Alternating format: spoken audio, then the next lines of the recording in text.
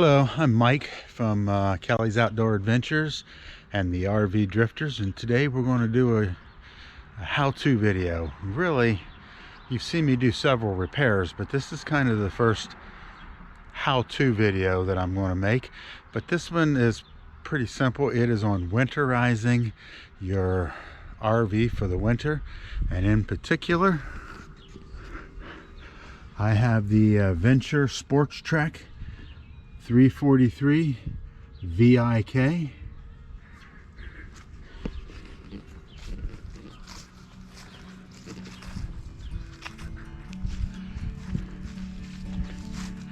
And we're home, back at our home base in northern Ohio, and we just got her backed in, and she's going to sit here for probably a month before we take off again.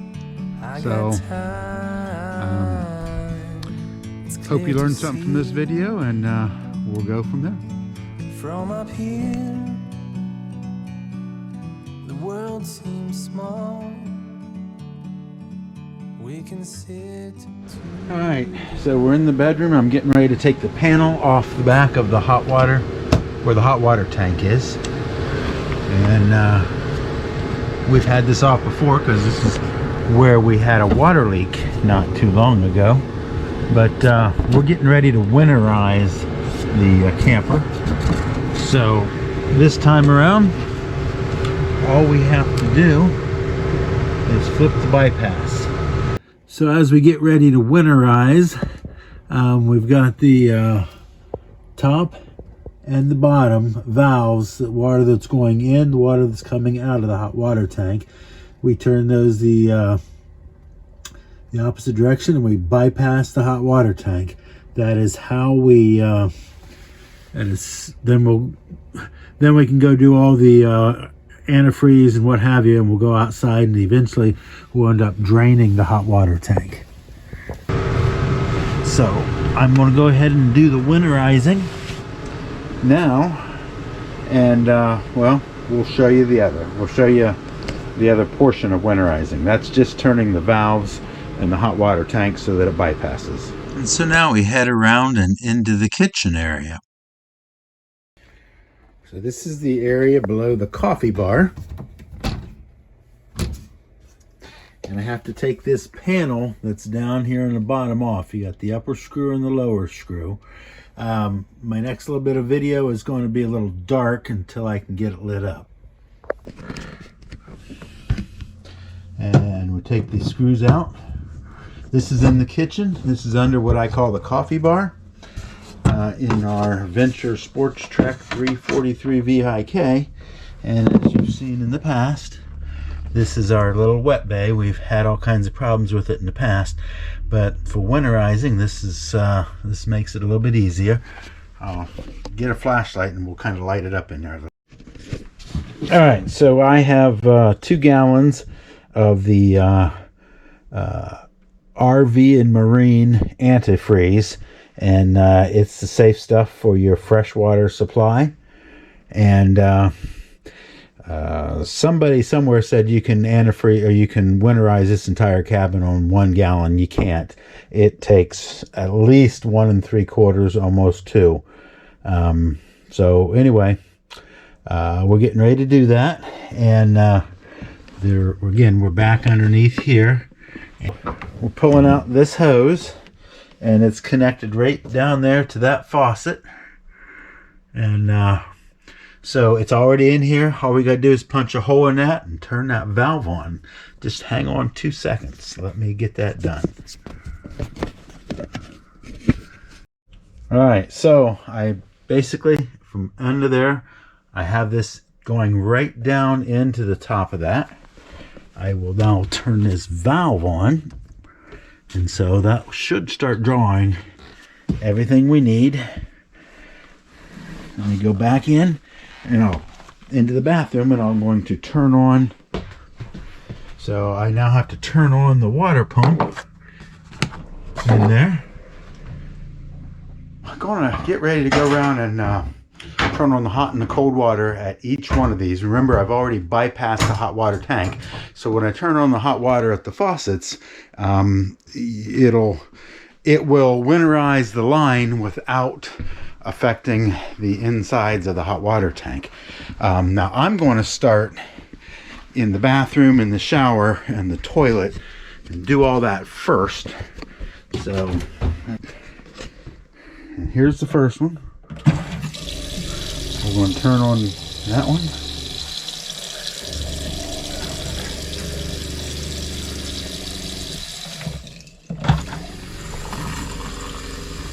You see that starts to turn good pink in there.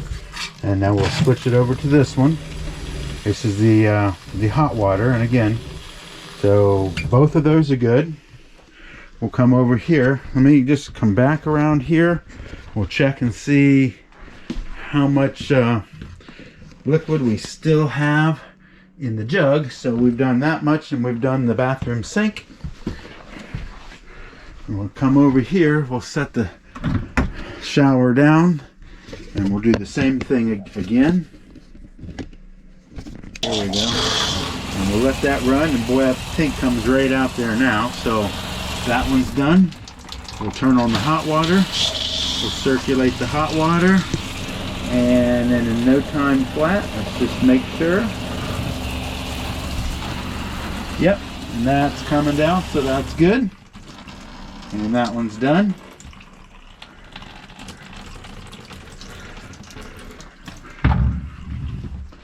And we're going to come over here to the toilet. Now there's pink in there because I dumped that in the drain. But I want to do the same thing in here, and I want to make sure that we see there's the pink coming in. See that coming in nice and good.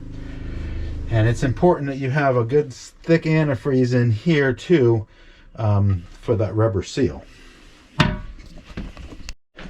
And you see I have already used a gallon, and I have done the bathroom sink, the bathroom shower, and the toilet, and that's pretty much out. So I'm going to flip over, take this out,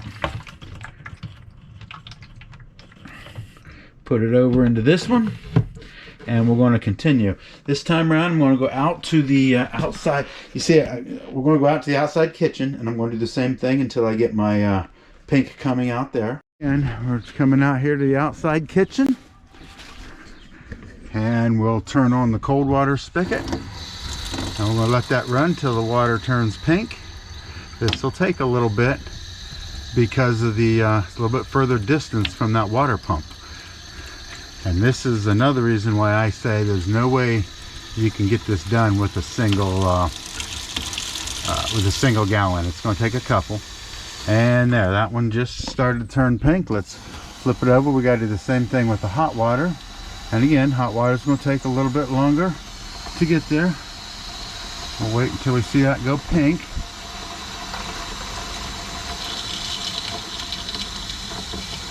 And she's pink. Now, we've got the outside shower that we've forgot about doing a few times. Okay, and now I'm out here to the outside shower, and we'll do the same thing here. We'll turn on the cold water. Oop, that went really quickly. So this is very, very close, and there's the hot water, and watch it change, and it changed to pink very quickly. All right. The outside water spigot changed over very quickly because of the proximity to the water pump just the other side of the wall. So we winterized the outside shower, which is kind of funny. We never use the outside shower. I think we've washed off the grandkids' feet once or twice. And that's about it with using the outside shower, but it's now winterized. And now we're going to head in and do the kitchen sink. All right, so that's 2 gallons that I have used, and I only have a little bit left here to go in. But so this is what, maybe a third or a quarter of a gallon there.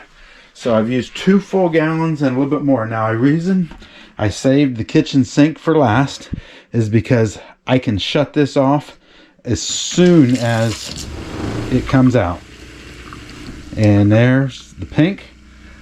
And turn it over to hot, or that was on hot, now she's on cold. Just let it run until the cold turns pink.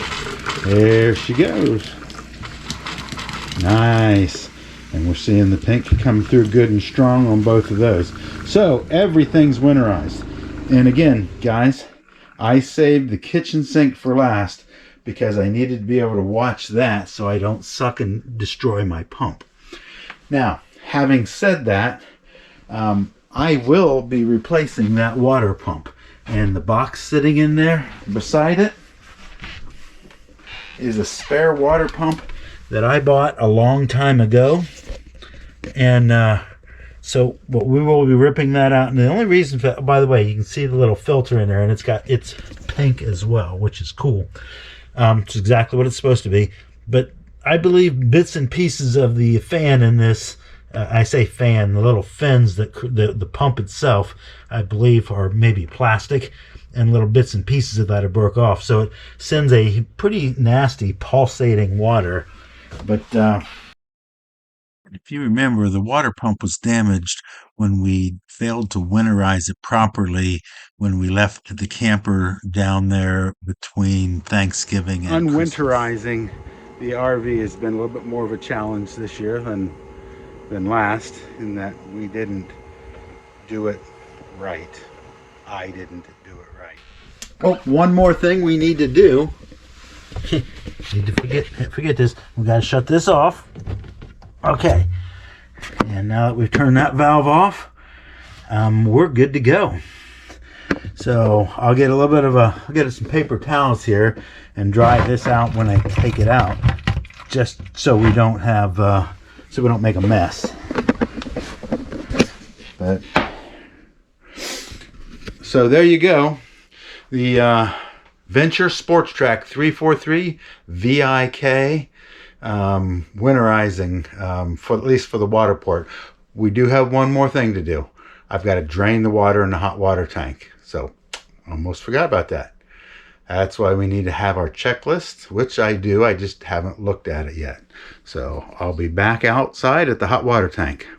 And so before I run outside, because all I had to do is pull that out and shut that valve off underneath there, this is done and ready to go for in the spring. I'm just going to go ahead and close this one up. All right, and then the final thing we have to do for this winterizing is the hot water tank drain. So we'll take this off, put that down, and then you need to look in here. You see this little hot and cold? We're going to turn that off again because we do not want to take any chances of this hot water tank kicking on, and I'm going to drain it. So,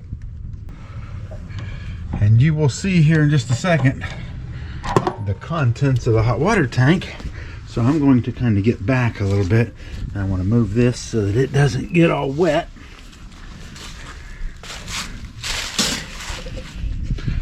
But we'll come back here and we'll pull that out. And that rod probably will need replaced. And it doesn't look terribly bad. It could go back in, but you see all the calcium and deposits and crap that are pouring out of there. So kind of a crappy design, the way it just comes out and runs down the side of the RV. But you know, I think every RV manufacturer does this, and it would be kind of nice if they would think about that. So I'm seeing so much extra stuff come out of this hot water tank that I believe we're going to get our little wand out, and we're going to clean the inside of this as well.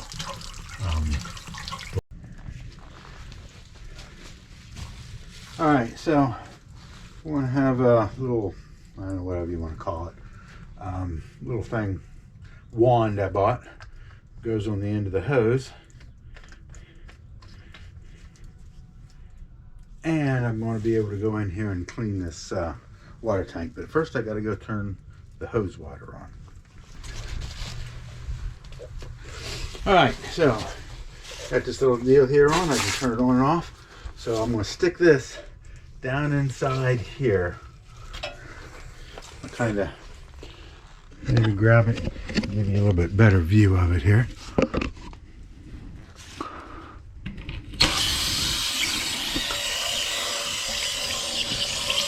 Kind of go all the way around. I want to clean out any of the calcium, anything that's in there.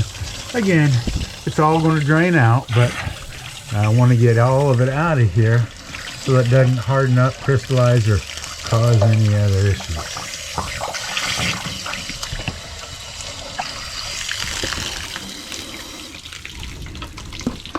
And we'll let all that water drain out one last time. I am going to put this back in just to keep spiders, bugs, ants, or anything out for the winter. I'm going to leave this turned off, and I am kind of just going to leave this loose in here. But we'll go to an RV store and pick up a new one. In fact, I might even buy a couple, because it's a good idea to change those rods, I don't know, once a year at least, maybe more often. We use our RV a lot. Even though we're not full-time in it, we do a lot of camping. So that's a wrap.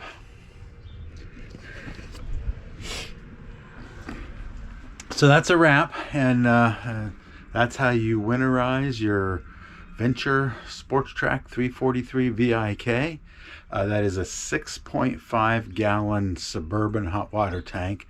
And that's what's on here. I think that should pretty much wrap up everything that is required. So if you're doing this yourself, you're going to need an 1 1/16 socket to take that anode rod out of the hot water tank. You're going to need a Phillips screwdriver to take the panels off in the RV. And you're going to need slightly more than 2 gallons of antifreeze, of the RV antifreeze. And again, that's because we've got a bathroom sink, a bathroom shower, the toilet, the kitchen sink, the outside kitchen, and the outside shower all need to be drained. So it's going to take just a little bit more. You could get it done with 2 gallons, but you had to be quick on turning off each one just as soon as the pink hit. And I like to let it run enough so that the pink comes out every time. So that'll be a wrap for now, and I hope this video helps somebody out there. Have a good day, and as always, cheers. And as Dave would say from Watts on Wheels, this was a one beer project. It was pretty easy.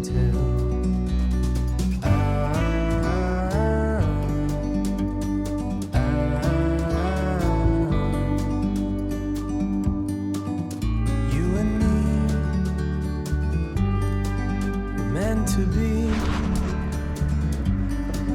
in the great outdoors. Get out my socket set, and need a little bit of an extension. Meant to be. Mine required a 1 16" socket. I had deep well, but this would be fine. It didn't necessarily need a deep well. But anyway, that's what it takes. Wise.